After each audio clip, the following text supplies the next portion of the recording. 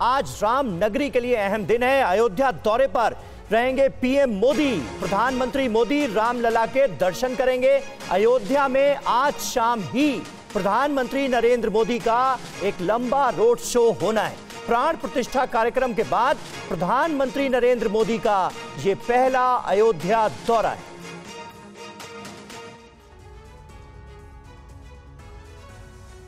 PM Modi के स्वागत के लिए भगवान राम की नगरी अयोध्या फिर सज उठी है। कहीं भगवान का बाल रूप दिख रहा है तो कहीं राम भक्त हनुमान की तस्वीरें लगाई जा रही हैं। अयोध्या की सड़कें फूलों से सजाई जा रही है क्योंकि आज अयोध्या में पीएम मोदी आ रहे हैं।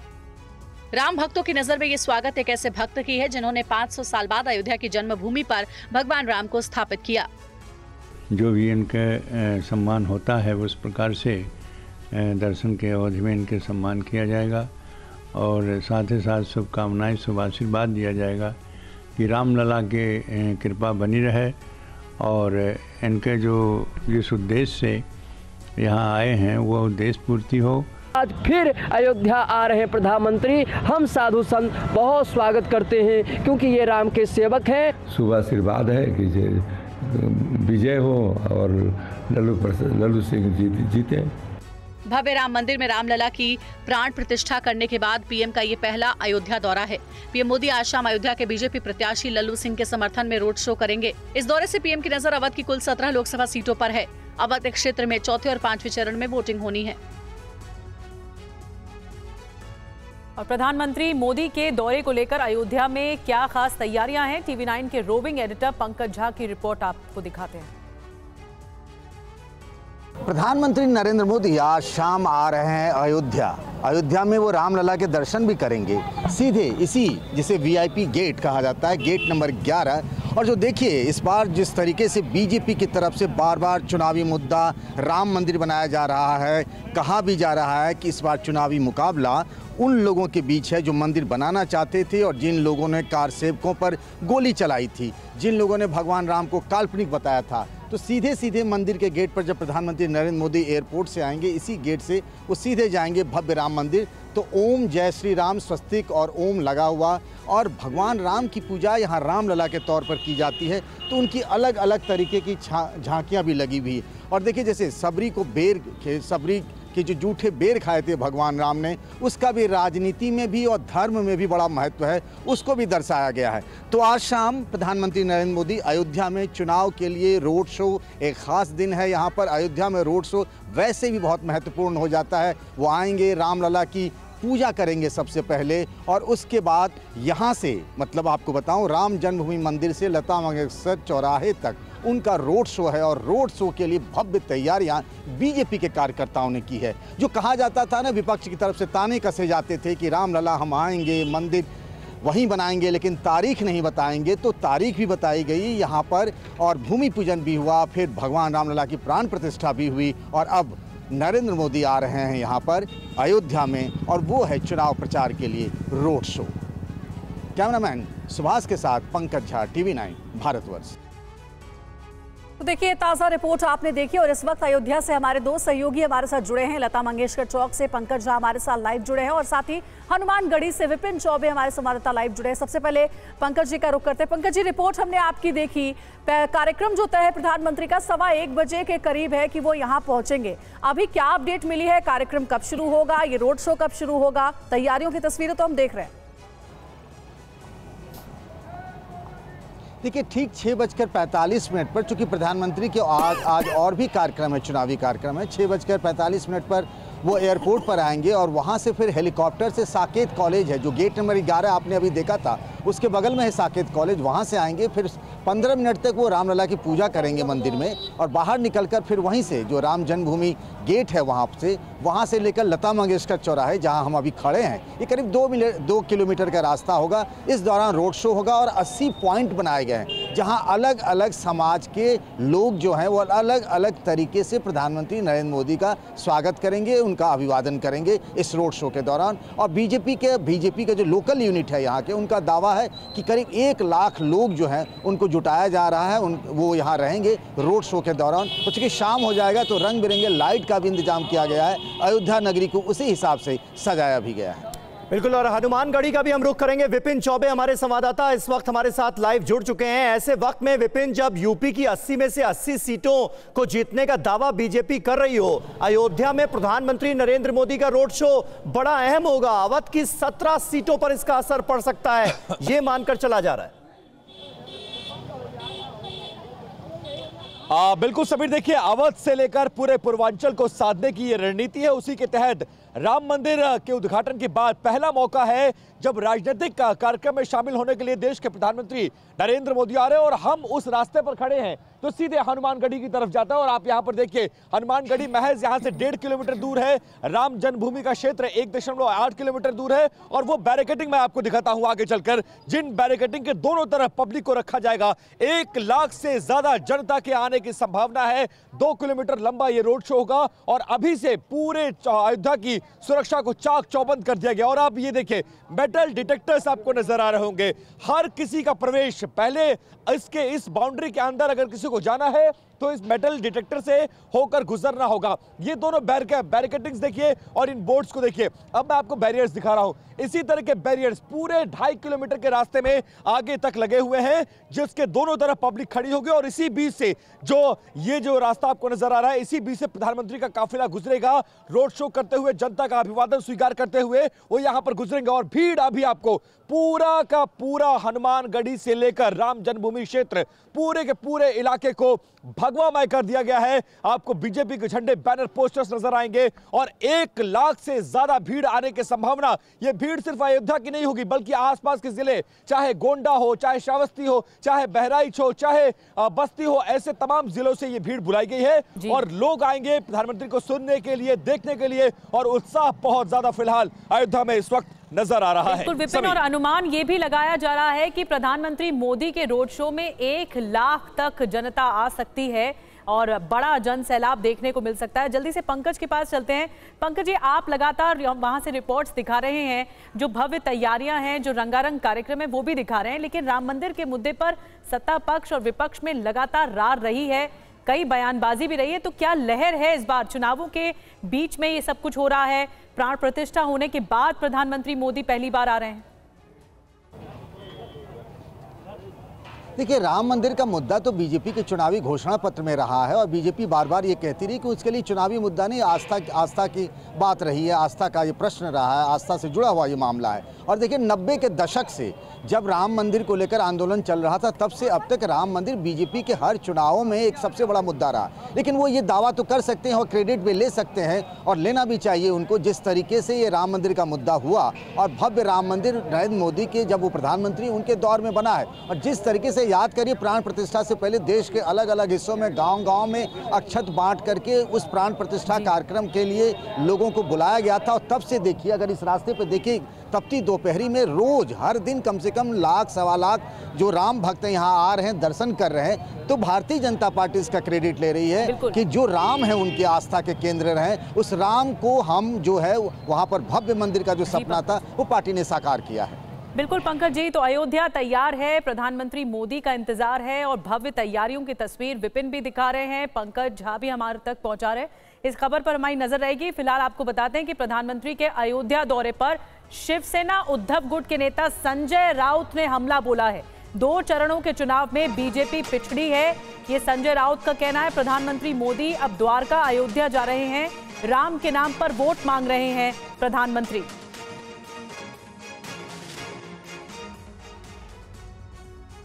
दो चरण जो हो गए हैं चुनाव के, उसमें भारतीय जनता पार्टी पिछड़ गई, तो अब राम नाम सत्य है।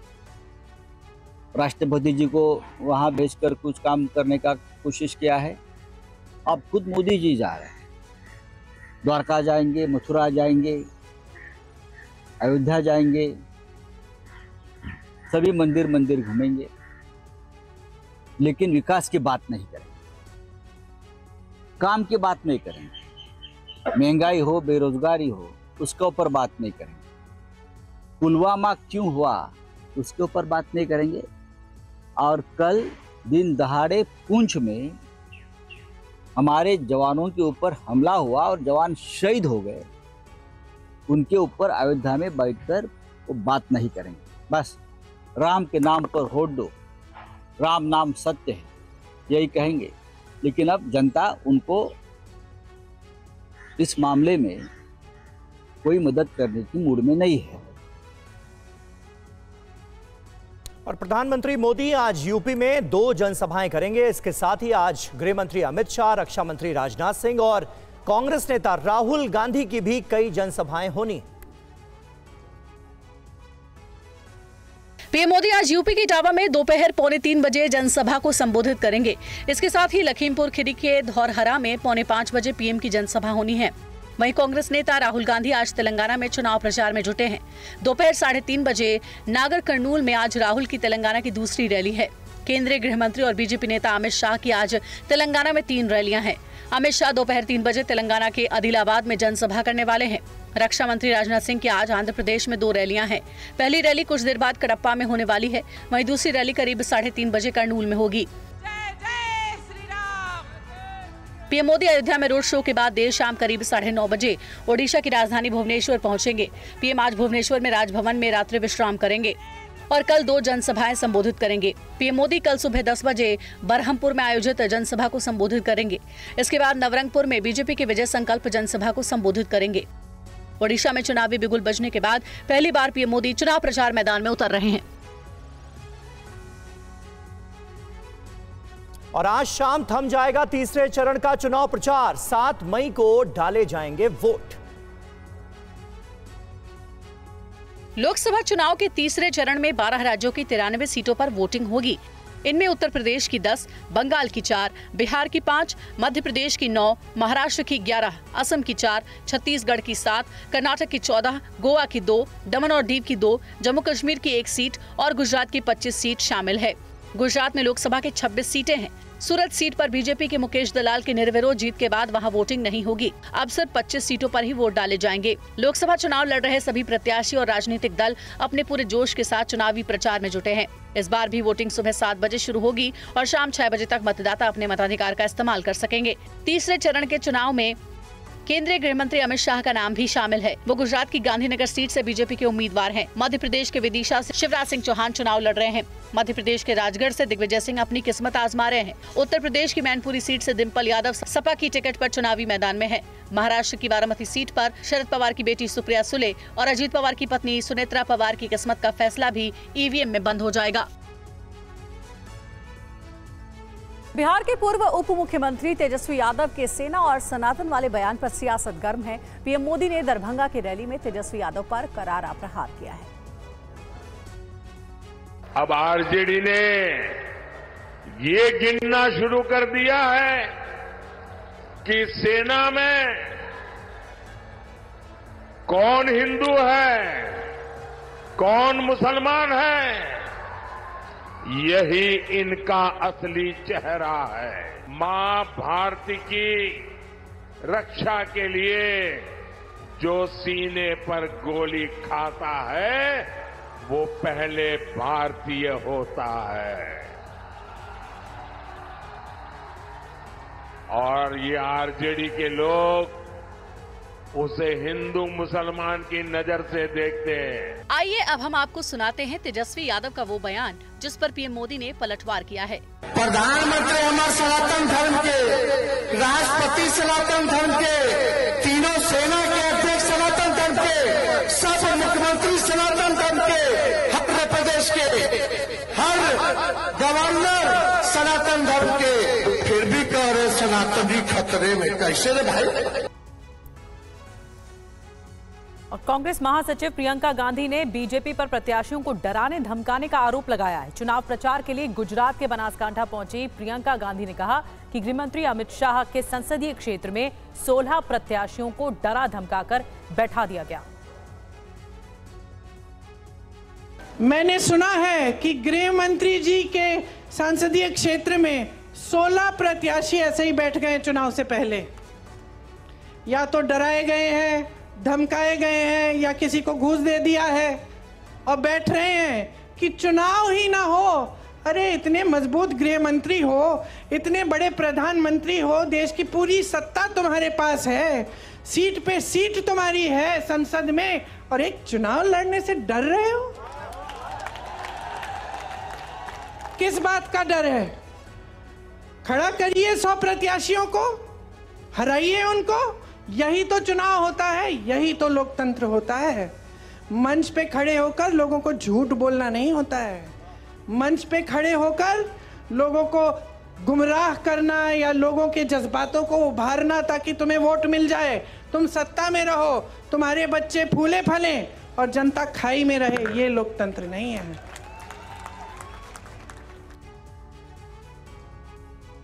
और प्रियंका गांधी ने प्रधानमंत्री मोदी के शहजादे वाले बयान पर भी पलटवार किया है। प्रियंका ने पीएम मोदी को शहंशाह बताया। जैसे एक शहजादे दिल्ली में है, वैसे ही एक शहजादे पटना में भी है। एक शहजादे ने बचपन से पूरे देश को और दूसरे शहजादे ने पूरे बिहार को अपनी जागीर समझा है। पीएम मोदी के इस बयान पर प्रियंका गांधी ने पलटवार किया है। प्रियंका ने उन्हें शहंशाह कहकर तंज कसा है। वो मेरे भाई को शहजादा बोलते हैं। मैं उनको बताना चाहती हूँ, ये शहजादे 4000 किलोमीटर पैदल चले हैं। कन्याकुमारी से कश्मीर तक आपकी समस्याओं को सुनने के लिए चले हैं। और एक तरफ आपके शहंशाह नरेंद्र मोदी जी महलों में रहते हैं। आपने कभी टीवी पे उनका चेहरा देखा है? एकदम साफ सुथरा सफेद कुर्ता, एक दाग नहीं है धूल का। अमेठी से कांग्रेस प्रत्याशी केएल शर्मा ने कहा है कि जनता ने मन बना लिया है कि जीत उन्हीं की होगी। केएल शर्मा ने प्रियंका के चुनाव लड़ने पर भी जवाब दिया। तो जनता यहाँ माइंड मेकअप किए बैठी है कि क्या करना है, ठीक है।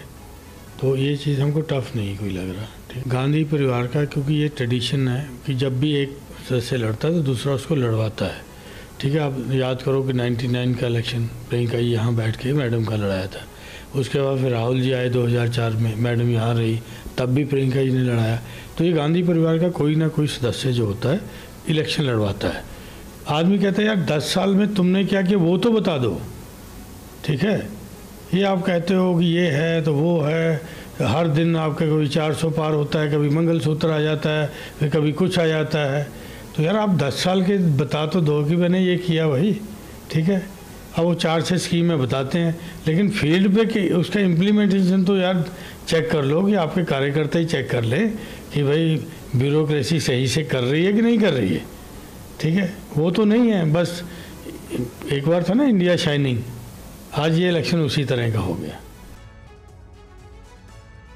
और दिल्ली के मुख्यमंत्री अरविंद केजरीवाल के जेल जाने के बाद से आम आदमी पार्टी लगातार वॉकथॉन कर रही है। आम आदमी पार्टी ने किन मुद्दों पर बीजेपी को घेरा है, इस रिपोर्ट में देखिए। आम आदमी पार्टी ने आज वॉकथॉन के जरिए नई दिल्ली लोकसभा सीट से उम्मीदवार सोमनाथ भारती के लिए वोट मांगा और केजरीवाल की गिरफ्तारी पर सवाल उठाया। पार्टी ने बीजेपी पर भ्रष्टाचारियों को पार्टी में जगह देने का आरोप लगाया। आप नेता सौरभ भारद्वाज ने स्टेज पर रखे वॉशिंग मशीन के जरिए डेमो भी दिया। ये मोदी की गारंटी है, एक भी भ्रष्टाचारी को नहीं छोड़ूंगा, इस बात की गारंटी है। पूर्व से लेकर पश्चिम तक, उत्तर से लेकर दक्षिण तक सारे भ्रष्टाचारी को पकड़ पकड़ के बीजेपी में शामिल करूंगा, इस बात की गारंटी है। सारे भ्रष्टाचारी आज बीजेपी के अंदर। आपके वॉकथॉन में भारी संख्या में कार्यकर्ता शामिल हुए और केजरीवाल की गिरफ्तारी की टाइमिंग पर सवाल उठाया। सब जानते हैं कि देखो अरविंद केजरीवाल जी की जो अरेस्ट करने की जो टाइमिंग थी वो बहुत गलत थी। जब इलेक्शन का समय था तब उन्हें अरेस्ट किया गया और कोई भी ऐसा चार्ज प्रूफ नहीं है। और अभी पिछली हियरिंग में सुप्रीम कोर्ट ने भी 7 तारीख की जो डेट दी है उसमें उन्होंने कहा भी है कि हम उन्हें जमानत पर रिहा करने का पूरा कंसिडर करेंगे। खबरों में आगे बढ़ते हैं। अनंत सिंह से जुड़ी खबर है। अनंत सिंह को वैसे तो पुश्तैनी जमीन के बंटवारे के लिए पैरोल मिली है, लेकिन चुनावी मौसम के बीच बाहुबली नेता के बाहर आने से सियासी घमासान शुरू हो गया है। मोकामा से पूर्व विधायक अनंत सिंह को 15 दिन की पैरोल मिल गई है।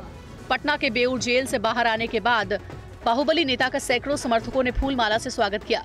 आनंद को अपनी पुश्तैनी जमीन के बंटवारे के लिए पैरोल मिली है। पैरोल लेने के लिए उनके खराब होते स्वास्थ्य का भी हवाला दिया गया था। आरजेडी का आरोप है कि नीतीश सरकार चुनाव में बाहुबल का इस्तेमाल कर रही है। स्वास्थ्य लाभ का अगर हवाला देकर अनंत सिंह जी को पैरोल मिला है तो पटना में रहना चाहिए। वो गांव जाकर करके मुंगेर के चुनाव में अपनी सक्रिय भूमिका अदा खुलेआम करने गए हैं, क्योंकि जो लड़ रहे हैं चुनाव मुंगेर में उनको इस बात का डर है कि चुनाव हम हार रहे हैं, क्योंकि पूरी आवाम एक तरफ हो चुकी है। तो स्वाभाविक है कि कानून का भी सहारा लिया जा रहा है। मुंगेर लोकसभा सीट से जेडीयू के ललन सिंह उम्मीदवार हैं, जहां 13 मई को मतदान होना है। माना जा रहा है कि अनंत सिंह उन्हें फायदा पहुंचा सकते हैं। प्रधानमंत्री मोदी के ओडिशा दौरे को लेकर बीजेपी नेता उत्साहित हैं। संबलपुर से पार्टी उम्मीदवार धर्मेंद्र प्रधान चुनाव प्रचार में जुटे हुए हैं। ओडिशा में प्रधानमंत्री मोदी के आने का बेसब्री से इंतजार हो रहा है। पीएम मोदी कल ओडिशा में रैली करेंगे। पीएम के साथ पार्टी अध्यक्ष जेपी नड्डा भी होंगे। बड़े नेताओं के ओडिशा आने से एक तरफ विरोधी खेमे में बेचैनी बढ़ गई है, तो बीजेपी नेताओं का उत्साह दोगुना हो गया है। संबलपुर से बीजेपी उम्मीदवार धर्मेंद्र प्रधान ने पीएम मोदी के पूरे कार्यक्रम की जानकारी दी। कल उड़ीसा में 2 साधारण सभा को संबोधित करेंगे, फिर सेकेंड फेज उड़ीसा के लिए आएंगे 10 तारीख को आके एक रोड शो होगा, फिर 3 जगह पे भाषण होके उनकी सभा होगा। आज राज्य भर में एक परिवर्तन की लहर चल रही है। नरेंद्र मोदी जी के प्रति जिस प्रकार की आस्था और विश्वास उड़िया लोगों में है, इसकी इस बार एक निर्णायक मोड़ तक लिया जाएगा और उड़ीसा में भी बीजेपी का सरकार होगा, केंद्र में बीजेपी का भी सरकार होगा। इस बीच बीजेपी के कद्दावर उम्मीदवारों का जनसंपर्क अभियान जारी है। आज मुंबई नॉर्थ से पार्टी प्रत्याशी और मौजूदा केंद्रीय मंत्री पीयूष गोयल ने रोड शो किया और लोगों से समर्थन मांगा। पीयूष गोयल के रोड शो में भारी भीड़ नजर आई। और ओडिशा के पुरी लोकसभा सीट से बीजेपी उम्मीदवार संबित पात्रा के सामने बीजेडी उम्मीदवार अरूप पटनायक मैदान में। टीवी 9 भारतवर्ष से बातचीत में उन्होंने संबित पात्रा के बारे में क्या कहा है, इस रिपोर्ट में देखिए। मैं अपना लड़ाई लड़ रहा हूँ, मैं अपना मुझे प्रतीक किया है तो उसके चलते मैं अपना काम कर रहा हूँ, और उन्होंने क्या किया है नहीं किया है उसका है पूरा मूल्यमापन करके पूरी की जनता अपनी राय रखी। जनता से आप किस नाम पे, किस मुद्दे पे वोट मांग रहे हैं? मैंने वही कहा ना, जनता को वही बता रहे हैं कि मैं सारा जीवन, अभी मेरा कुछ पैसा रहा नहीं। आप जानते हैं कि मैं एक रिटायर्ड व्यक्ति हूँ, और रिटायर्ड व्यक्ति जो है एक उड़िया होने के नाते और एक हिंदुस्तानी होने के नाते सबसे बड़ा जो उसकी आशा आकांक्षा रहती है कि वो पूरी आ जाए, आखिर का मुहूर्त उसका पूरी में कटे, ये बहुत बड़ी सबकी इच्छा रहती है। तो भगवान ने मुझे आखिर के मौके पर यहीं पे लाके खड़ा किया है, प्रभु जगन्नाथ जी ने। तो ये मेरे लिए, और मैंने जैसे कहा, मेरा कोई पैसा दूसरा कुछ नहीं है, मेरा एक निशा है, एक नशा है, वो है सेवा करने का, और मैं कर रहा हूँ। मैं 10,000 कैंसर पेशेंट्स मैंने खाली उड़ीसा के नहीं, पूरे ऑल इंडिया के कोणार्क के कैंसर के फाउंडेशन के मार्फत से मैंने काम किया। बहुत कोविड के टाइम में मैं बताऊंगा नहीं अपनी उपलब्धियां, वो ठीक नहीं लगता मुझे कभी भी, पर फिर भी ये इस उम्र में और ये इसी स्टेज पे इस सेवा के लिए मैं आया हूँ, और उनके पास 24 घंटा बाकी जितना भी ज़िंदगी है मेरा बचा हुआ है वो सब पूरी के लोगों के पास मैं पूरा न्यस्त करना चाहता हूँ। सबसे पहली बात, सबसे बड़ा विज़न है किसे जीतने का है। अगर आप जीत जाते हैं ये सब चीज़ें आ जाती हैं, अगर नहीं जीतते हैं ये विज़न का कोई मतलब रहता नहीं। और जहाँ तक बीजेडी का सवाल है और ख़ास करके पूरी का सवाल है, यहाँ पूरा बना बनाया विज़न है। यहाँ जो है आगे 10 साल के लिए माननीय मुख्यमंत्री ने पूरा प्लानिंग करके रखा है। केंद्रीय मंत्री पुरुषोत्तम रूपाला गुजरात की राजकोट लोकसभा सीट से चुनाव लड़ रहे हैं। चुनाव प्रचार के दौरान टीवी 9 भारतवर्ष संवाददाता कुमार कुंदन ने उनसे बातचीत की है। देश में जैसे जैसे चुनावी तापमान बढ़ रहा है, वैसे वैसे मौसम भी गर्म हो रहा है। इस तपती गर्मी में राजकोट से बीजेपी उम्मीदवार पुरुषोत्तम रूपाला गली गली घूमकर पार्टी के लिए वोट मांग रहे हैं। रूपाला अपने चुनाव प्रचार में पीएम मोदी को तीसरी बार प्रधानमंत्री बनाने के लिए वोट मांग रहे हैं।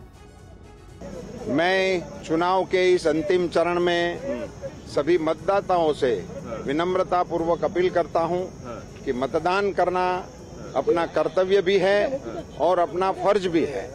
सो मैं सभी कार्यकर्ताओं से अनुरोध करता हूं कि 100% मतदान करें। धूप भी होगी, थोड़ी दिक्कत भी हो सकती है, मगर सभी मतदाता धैर्यपूर्वक अपने परिवार का मतदान करें और लोकतंत्र के इस महायज्ञ में हिस्सेदार बने।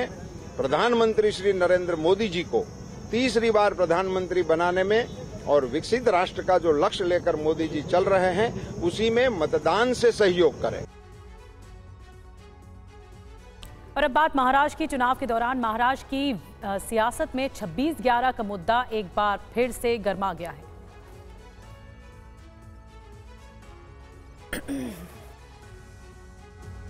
दरअसल महाराष्ट्र कांग्रेस के नेता प्रतिपक्ष विजय वडेट्टीवार ने उज्ज्वल निकम की उम्मीदवारी को लेकर विवादित बयान दे दिया है। बीजेपी उम्मीदवार हैं उज्ज्वल निकम, जिस पर बीजेपी ने कड़ा ऐतराज जताया है। दरअसल वडेट्टीवार ने उज्ज्वल निकम को देशद्रोही तक कह डाला, जिसे लेकर बीजेपी ने बड़ा प्रदर्शन किया है। तस्वीरें आपके सामने हैं, आइए आपको सुनाते हैं विजय वडेट्टीवार ने क्या कहा था, जिस पर हंगामा बरपा है।